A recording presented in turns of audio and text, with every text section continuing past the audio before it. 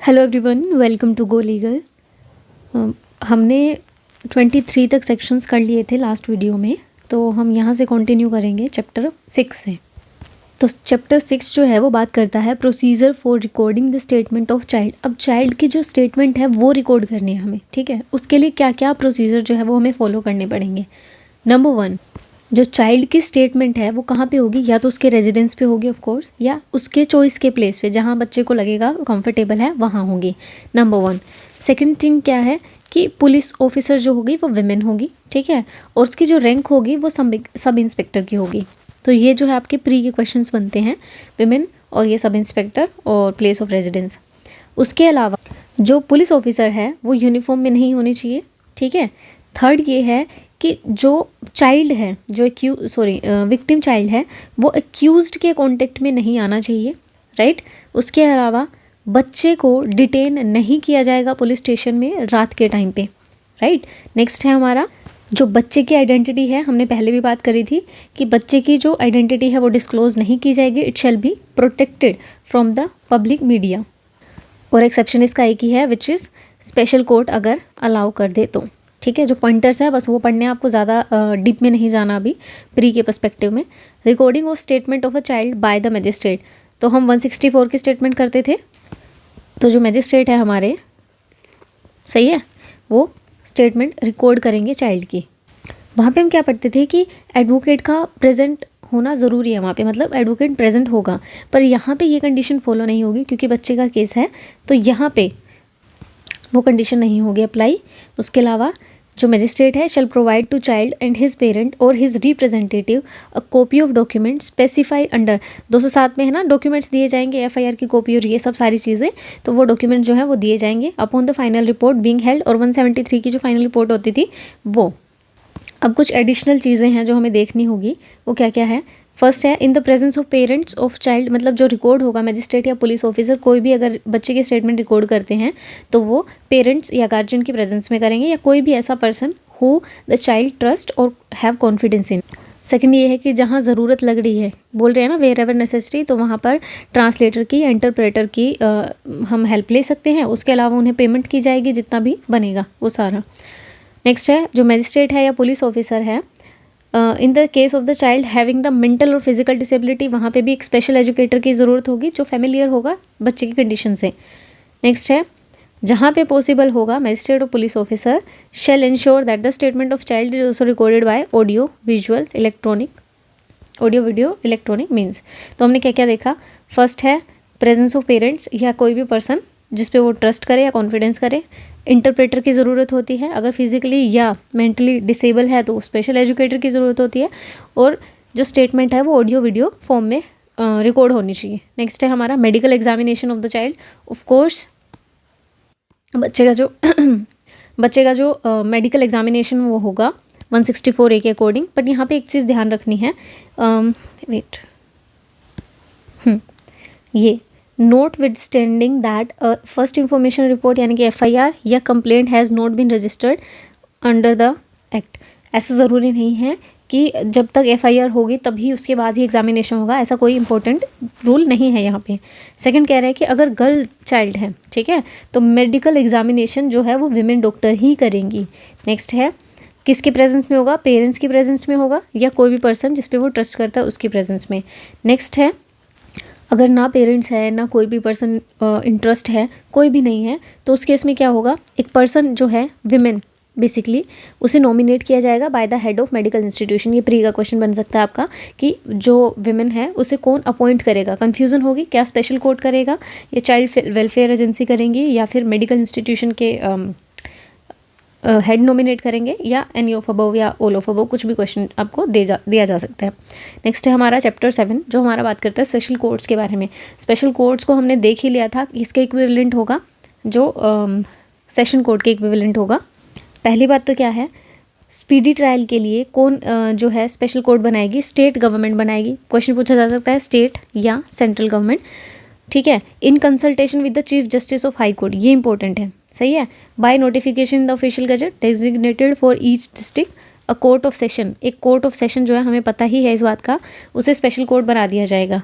Next है court of session जो है अगर उसे नोटिफाई कर दिया गया है by the children age a children court, ठीक है, तो उस केस में क्या होगा, उसी को ही स्पेशल कोर्ट मान लिया जाएगा।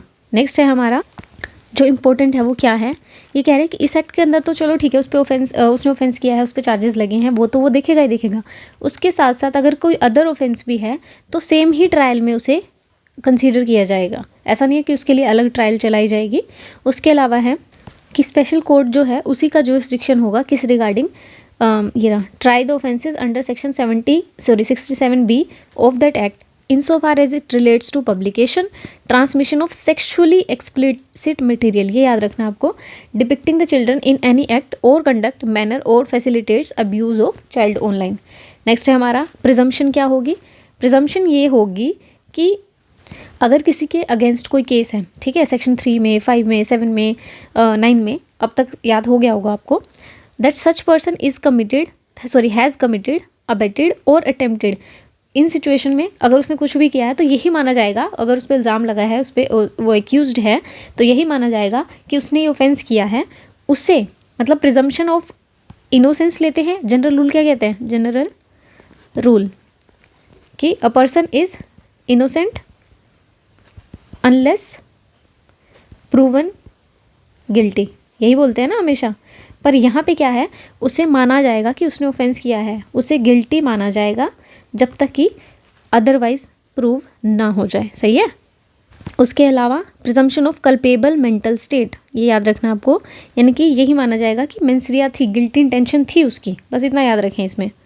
और एक चीज़ बहुत ज़रूरी ध्यान रखनी है, वो है सबसेक्शन 2, ये कह रहा है कि जो स्पेशल कोर्ट बिलीव करेगा, बिलीव इन द सेंस जो भी प्रिज्यूम करेगा, एग्जिस्ट बियॉन्ड रीजनेबल डाउट, कि रीजनेबल डाउट ही बियॉन्ड प्रिज्यूम किया जाएगा कि जो प्रिजम्पशन है वो बियॉन्ड रीजनेबल डाउट ही कंसीडर की जाएगी। ऐसा नहीं है कि मेयर प्रीपोंडरेंस ऑफ प्रोबेबिलिटीज़ है। फॉर एग्जांपल अगर मेरे ऊपर अगर ये पर्सन ए है, ए के ऊपर इस ऑफेंस का, इस एक्ट में किसी भी ऑफेंस का चार्ज लगा है, ठीक है, तो इसे हम क्या प्रिज्यूम करेंगे, गिल्टी, ठीक है, प्लस में ये भी मानेंगे कि उसकी ये इंटेंशन भी थी, कल्पेबिलिटी मानेंगे, इंटेंशन ये भी थी। अब जो ये इंटेंशन को हम कंसीडर कर रहे हैं, ये यूँ नहीं है कि मेयरली प्रीपोंडरेंस का मतलब क्या होता है कि 50-50% हो जाए, यानी कि 51% और इधर 49%, कि चलो ठीक है सारे एविडेंस तो नहीं है पर ठीक है मान लेते हैं कि ये भारी पड़ रहा है तो इसे ही मान लिया जाए। बियॉन्ड रीजनेबल डाउट है कि इसमें कोई शक की बात नहीं है कि उसकी ये इंटेंशन नहीं होगी। अब ये कह रहे हैं कि कल्पेबल मेंटल स्टेट में क्या आएगा, intention, motive, knowledge of the fact, यानी कि इंटेंशन आपको समझ आ रही है कि मेरे को तो ये करना ही था, है ना, मेरे को ये ऑफेंस करना ही है। नॉलेज क्या है कि मुझे पता है कि अगर मैं मान लो अगर मैं किसी बच्चे को इनअप्रोप्रिएटली टच करूँगी तो आई नो कि ये गलत है या फिर ये पनिशेबल है, still I am doing certain things, कि जैसे बच्चे को धमका दिया जाता है, डरा दिया जाता है, किसी को बताया तो ये कर देंगे वो कर देंगे, ऐसा। नेक्स्ट है हमारा application of code of criminal procedure 1973 to proceeding before the special court, क्योंकि सेशन कोर्ट की प्रोसीडिंग चल रही है तो सारे जो सेशन कोर्ट के ऊपर के प्रोसीजर जो फॉलो होते हैं वो यहाँ भी फॉलो होंगे, बस इसमें ज़्यादा पढ़ने की ज़रूरत नहीं है। नेक्स्ट है हमारा स्पेशल पब्लिक प्रोसिक्यूटर, कौन अपॉइंट करेंगे, हमारे स्टेट गवर्नमेंट करेंगे, ठीक है, उसकी जो क्वालिफिकेशन है वो याद रखनी है आपको, ये प्री के लिए, ठीक है, 7 ईयर्स। नेक्स्ट है हमारा चैप्टर 8 बात करता है procedure and power of special court and recording of the evidence.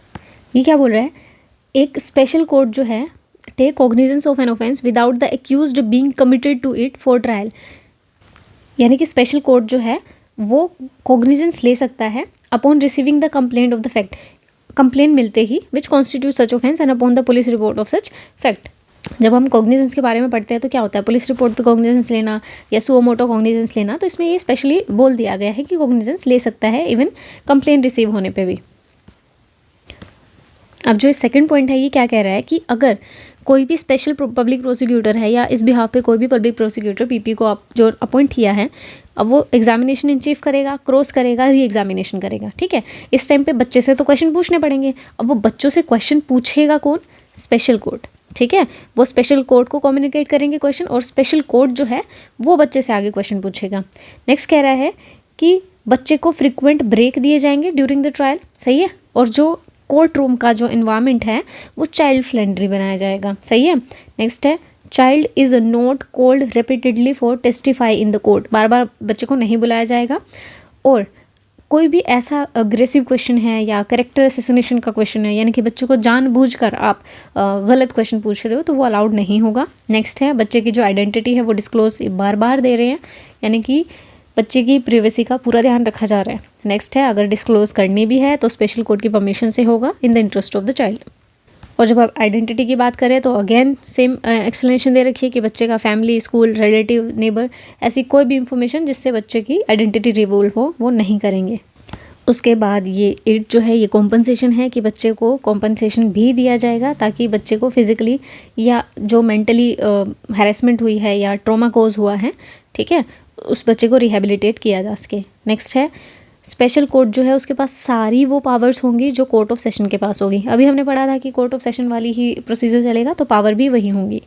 Next है हमारा procedure in the case of commission of offence by the child and determine of the age by special court.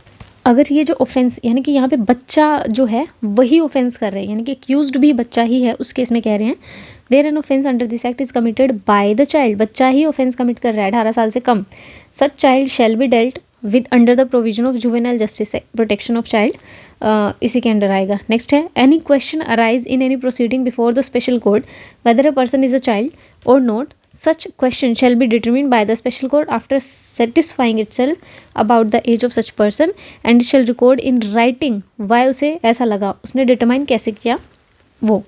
No order made by the special court shall be deemed to be invalid merely by any subsequent proof that the age of the person determined by it under subsection 2 was not the correct age of the child।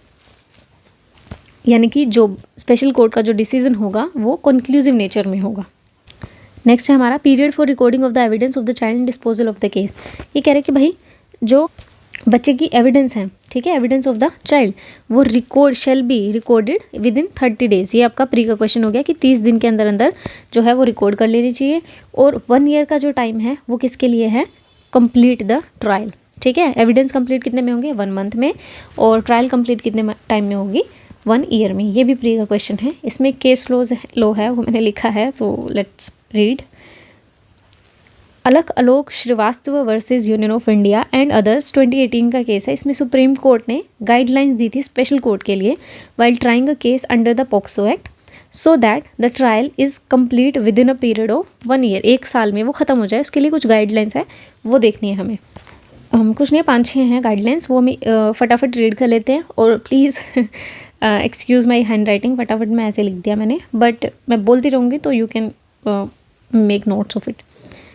Guidelines क्या क्या है, high court to ensure, high court जो है ये ensure करेगा कि presiding officer जो है ट्रेंड होना चाहिए child protection and psychological reaction में। यानी कि ये देखें बस अरे यार। Next, constitution of the special court if not previously done. अगर हमने अभी बात करी थी कि जो सेशन कोर्ट है उसे स्पेशल कोर्ट बना दिया जाएगा चिल्ड्रंस के लिए, अगर ऐसा कोई कोर्ट नहीं है तो वो कोर्ट भी बनाना है। नेक्स्ट है स्पीडी डिस्पोजल, यानी कि फालतू के ये सुपर फ्लोज जो है एडजमेंट्स नहीं देनी, बिना बात के बिना रीज़न के एडजमेंट्स नहीं देनी। प्लस में जो पॉक्सो के अंडर प्रोसीजर है उसे फॉलो किया जाना चाहिए। नेक्स्ट है chief justice of high court, सही है। फॉर्म अ 3 जज कमेटी, 3 जज की कमेटी बनाई जाएगी to control and supervise the progress of the POCSO act या केसेस। अब ये तो ठीक है कि 3 जज की कमेटी बनाई जाएगी, बट इसमें एक चीज़ और बोली गई थी, अगर 3 जजेस की कमेटी नहीं भी बनती बट तो एटलीस्ट 1 जज की 1 जज कमेटी तो एटलीस्ट बनानी ही पड़ेगी। अरे यार, सही है। नेक्स्ट है स्पेशल टास्क फोर्स जो है वो बनाई जाएगी, किस लिए, पहले तो बनाएगा कौन, फॉर्म्ड बाय डीजीपी, एक सेकेंड, डीजीपी, ठीक है। किस लिए, to conduct the investigation properly and the witness are present on the date set before the trial court, यानी कि प्रॉपर इन्वेस्टिगेशन के लिए। नेक्स्ट है high court must must take, ठीक है, appropriate efforts to make the courts environment child friendly, सही है। इसमें ज़्यादा रॉकेट साइंस नहीं है। चले अब तो छोटे मोटे सेक्शन है, फटाफट कर लेते हैं। Child not to see accused at the time of testifying, child जो है टेस्टिफाई करने के टाइम पे एक्यूज्ड को नहीं देखेगा, यानी कि वो नहीं होता कि एक साइड से दिखता है जिसे हम बोलते हैं सिंगल विजिबिलिटी मिरर, है ना, वो लगा देंगे ताकि जो अक्यूज्ड है वो तो देख पाए बच्चे को, ठीक है, कि वो क्या बोल रहा है, उसकी स्टेटमेंट जो है वो क्या है, और अपने लॉयर्स के साथ डिस्कस कर सके, एडवोकेट्स के साथ डिस्कस कर सके, बट बच्चा उसे ना देख पाए ताकि वो डर ना जाए, है ना। Trial to be conducted in camera proceeding होगी, लेकिन बच्चे के मतलब पेरेंट्स या गार्जियन या किसी ऐसे बंदे को अलाउ कर देगी कोर्ट कि वहाँ आप रह सकते हैं। असिस्टेंट ऑफ इंटरप्रेटर और एक्सपर्ट, अगेन वही चीज़ है कि जहाँ उन्हें लगेगा कि ट्रांसलेटर की या इंटरप्रेटर की ज़रूरत है उन्हें बुलवाया जाएगा, वो फीस वगैरह दी जाएगी, एंड दैट्स इट। नेक्स्ट है हमारा चैप्टर 9 जो है मिसलेनियस। ये कह रहा है कि guidelines for the child to take assistance of expert etcetera. इसमें ये जो गाइडलाइंस है वो कौन बनाएगी, स्टेट गवर्नमेंट बनाएगी, ठीक है। यूज़ ऑफ एनजीओज जो होती है, नॉन गवर्नमेंट ऑर्गेनाइजेशन, जो प्रोफेशनल्स होते हैं, एक्सपर्ट्स होते हैं, having the knowledge of psychology, specially child psychology की बात हो रही है यहाँ पे, social work, physical health, mental health, child development, to be associated with pre trial. अच्छा जी, क्वेश्चन यहाँ से पूछा, ट्रायल का तो हमें याद रहेगा, सही है, बट प्री ट्रायल में कन्फ्यूजन होगी, तो ये प्री के लिए याद रखें। Stage to assist the child. Next है right of the child to take assistance of legal practitioner, वो ले सकता है अगर वो नहीं पे करने के मतलब अफोर्ड नहीं कर सकते लीगल काउंसिल को, तो लीगल सर्विस अथॉरिटी जो है उन्हें प्रोवाइड करेगी लॉयर। नेक्स्ट है 41 provision of section 3 to 13 not to apply in certain cases. कहाँ नहीं होंगे, देखें, in case of medical examination. अब यहाँ पे तो क्या है, ये सेक्सुअल ऑफेंस हो रहे हैं, सही है, लेकिन मेडिकल प्रैक्टिशनर अगर कोई भी जांच कर रहा है ना, या इलाज कर रहा है, तो उनके ऊपर ये जो है अप्लाई नहीं होगा, क्योंकि वहाँ पर कंसेंट का मैटर आ जाता है बच्चों या गार्जियन के। नेक्स्ट है ऑल्टरनेट पनिशमेंट। अरे ये इंपॉर्टेंट है, ये कह रहे हैं कि अगर मतलब ऑफेंस तो ये इसमें भी हो सकते हैं ना, 375, 376 outreaching the modesty of women etcetera, जो वीमेन रिलेटेड ऑफेंसेस है, तो ये कह रहा है कि notwithstanding anything contain in the law for the time being in force the offender found guilty of such offences shall be, सही है, liable to the punishment only under the act और under the Indian penal code, यहाँ पे BNS भी कर लेना आप साथ में, as provides for the punishment which is greater in degree, यानी कि ज़्यादा पनिशमेंट जिसमें भी होगी, चाहे पोक्सो में हो, ठीक है, या IPC BNS, अब तो BNS हो गया, ठीक है, ये पुराने केसेस के बारे में बात करेंगे तो IPC करेंगे, तो जहाँ ग्रेटर डिग्री की पनिशमेंट होगी वही पनिशमेंट उन्हें मिल जाएगी। Act in note in derogation of any other law, ये जो है एक्ट एडिशन में बनाया गया है, डेरोगेशन में नहीं बनाया गया, लेकिन अगर इनकन्सिस्टेंसी पाई जाती है तो ओवरराइड कौन करेगा, यही वाला लॉ, यानी कि पोक्सो, क्योंकि हमेशा स्पेशल जो एक्ट है वो ओवरराइड करता है। नेक्स्ट है हमारा public awareness about the act.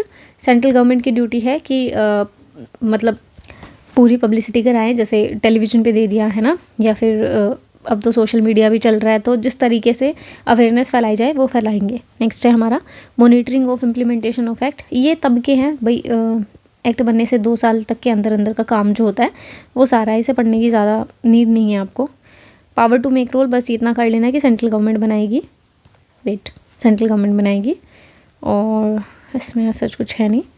Power to remove difficulty, ये भी सेंट्रल गवर्नमेंट, अगर इम्प्लीमेंटेशन में कोई समस्या आ रही है तो ये दे रखा है इन्होंने। एक्सपायरी ऑफ 2, मतलब मैंने पढ़ा था कि ऐसा क्या है इसमें जो चेंज होगा, या मतलब पढ़ने की ज़रूरत है, इसलिए मैंने देखा था, अदरवाइज़ कोई ज़रूरत नहीं है, नीड नहीं है आपको पढ़ने की। जितना बता दिया, इससे ज़्यादा बाहर से क्वेश्चन नहीं बनेंगे। सो बस पढ़ो, रिविज़न करो, और लाइक शेयर सब्सक्राइब। तो मिलते हैं नेक्स्ट क्लास में। यू कैन टेल मी, अगर आपको कोई ऐसा जो एक्ट है आपने नहीं किया है और वो पहले रिवाइज हो जाए तो वो हो जाएगा, कोई इशू नहीं है ऐसा, क्योंकि मुझे तो सब करना है, तो ऑब्वियसली। तो मिलते हैं नेक्स्ट क्लास में।